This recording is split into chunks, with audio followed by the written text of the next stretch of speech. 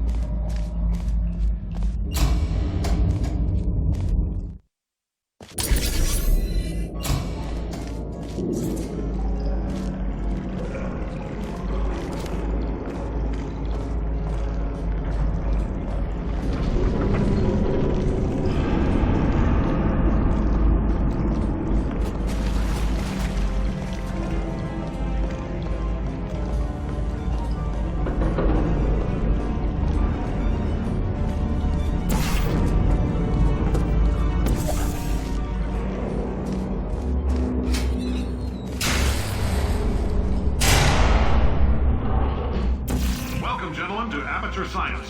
Astronauts, war heroes, Olympians, you're here because we want the best. And you are it. So, who is ready to make some science? I am. Now, you already met one another on the limo ride over, so let me introduce myself. I'm Cave Johnson. I own the place. That eager voice you heard is the lovely Carolyn, my assistant. Rest assured, she has transferred your honorarium to the charitable organization of your choice. Isn't that right, Carolyn? Yes, sir, Mr. Johnson. She's the backbone of this facility. Pretty as a postcard, too. Sorry, fellas. She's married. To science. There's 1,000 tests performed every day here in our enrichment spheres. I can't personally oversee every one of them, so these pre-recorded messages will cover any questions you might have and respond to any incidents that may occur in the course of your science adventure. Your test assignment will vary depending on the manner in which you have bent the world to your will. Those of you helping us test the repulsion gel today, just follow the blue line on the floor. Those of you who volunteered to be injected with praying mantis DNA, I've got some good news and some bad news. Bad news is we're postponing those tests indefinitely. Good news is we've got a much better test for you. Fighting an army of mantis men. Pick up a rifle and follow the yellow line. You'll know when the test starts.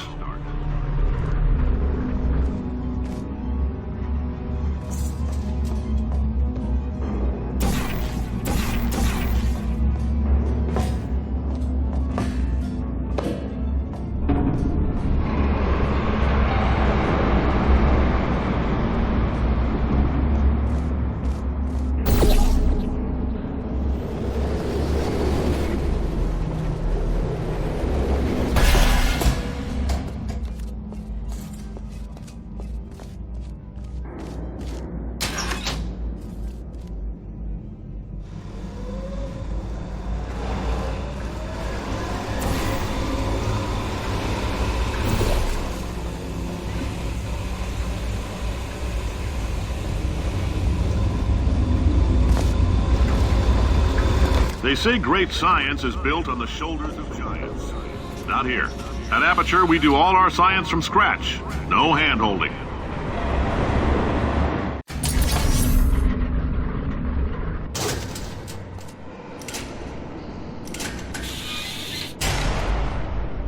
All right, let's get started.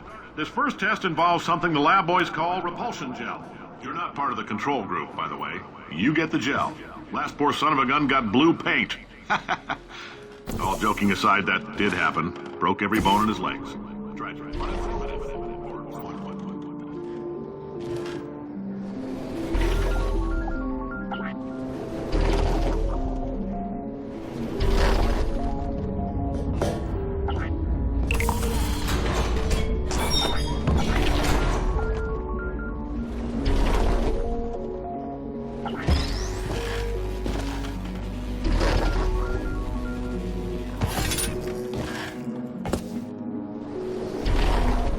Boys just informed me that I should not have mentioned the control group. They're telling me I ought to stop making these pre-recorded messages. That gave me an idea. Make more pre-recorded messages. I pay the bills here. I can talk about the control group all damn day. For this next test, we put nanoparticles in the gel. In layman's terms, that's a billion little gizmos that are going to travel into your bloodstream and pump experimental genes and RNA molecules and so forth into your tumors. Now, maybe you don't have any tumors. Well, don't worry. If you sat on a folding chair in the lobby and weren't wearing lead underpants, we took care of that too.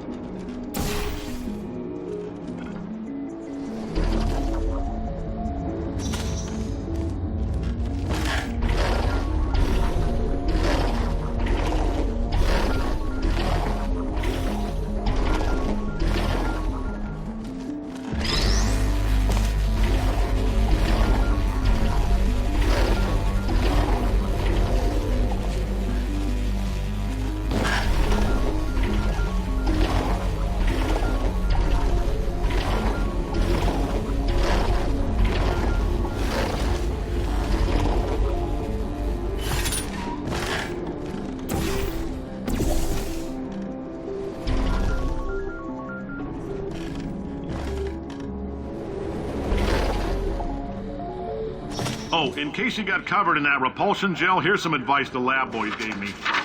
do not get covered in the repulsion gel. We haven't entirely nailed down what element it is yet, but I'll tell you this, it's a lively one, and it does not like the human skeleton.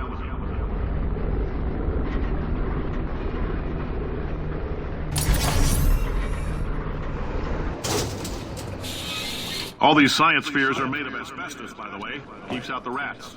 Let us know if you feel a shortness of breath, a persistent dry cough, or your heart stopping, because that's not part of the test. That's asbestos. Good news is the lab boys say the symptoms of asbestos poisoning show a median latency of 44.6 years. So if you're 30 or older, you're laughing. Worst case scenario, you miss out on a few rounds of canasta. Plus, you forwarded the cause of science by 3 centuries. I punch those numbers into my calculator, it makes a happy face. Ha! I like your style. You make up your own rules, just like me. Bean Counter said I couldn't fire a man just for being in a wheelchair. Did it anyway. Ramps are expensive.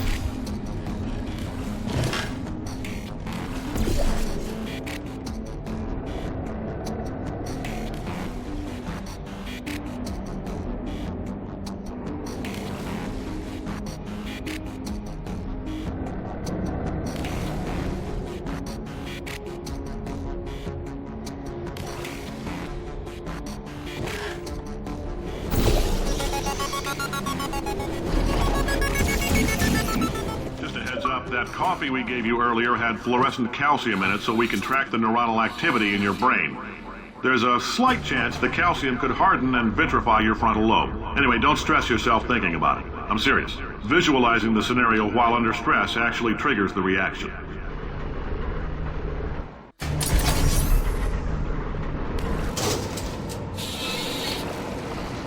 Now, if you're part of control group Kepler-7, we implanted a tiny microchip about the size of a postcard in your skull. Most likely you've forgotten it's even there. But if it starts vibrating and beeping during this next test, let us know. Because that means it's about to hit 500 degrees, so we're going to need to go ahead and get that out of you pretty fast. I'm telling them, keep your pants on. All right, this next test may involve trace amounts of time travel. So, word of advice, if you meet yourself on the testing track, don't make eye contact. Lab boys tell me that'll wipe out time. Entirely. Forward and backward. So, do both of yourselves a favor and just let that handsome devil go about his business.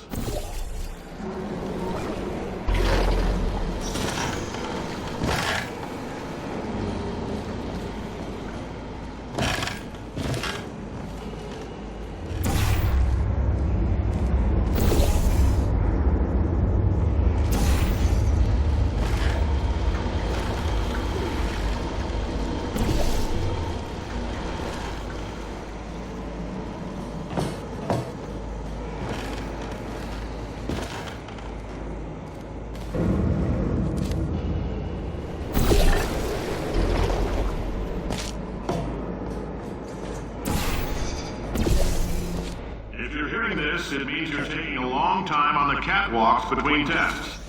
The lab boys say that might be a fear reaction. I'm no psychiatrist, but coming from a bunch of eggheads who wouldn't recognize the thrill of danger if it walked up and snapped their little pink bras, that sounds like protection. They didn't fly into space, storm a beach, or bring back the gold. No, sir, we did. It's you and me against the world, son. I like your grit. Hustle could use some work, though. Now let's solve this thing.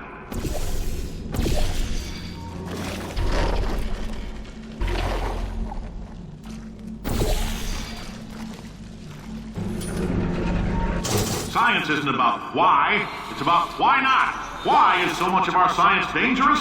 Why not marry safe science if you love it so much? In fact, why not invent a special safety door that won't hit you on the butt on the way out, because you are fired. Now you, test subject, you're doing fine. Yes, you, box your stuff, out the front door. Parking lot. Car. Goodbye.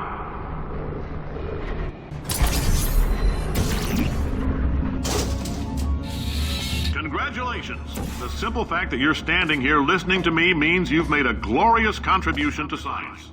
As founder and CEO of Aperture Science, I thank you for your participation and hope we can count on you for another round of tests. We're not going to release this stuff into the wild until it's good and damn ready, so as long as you keep yourself in top physical form, there'll always be a limo waiting for you. Say goodbye, Carolyn. Bye, Carolyn. She is a gem.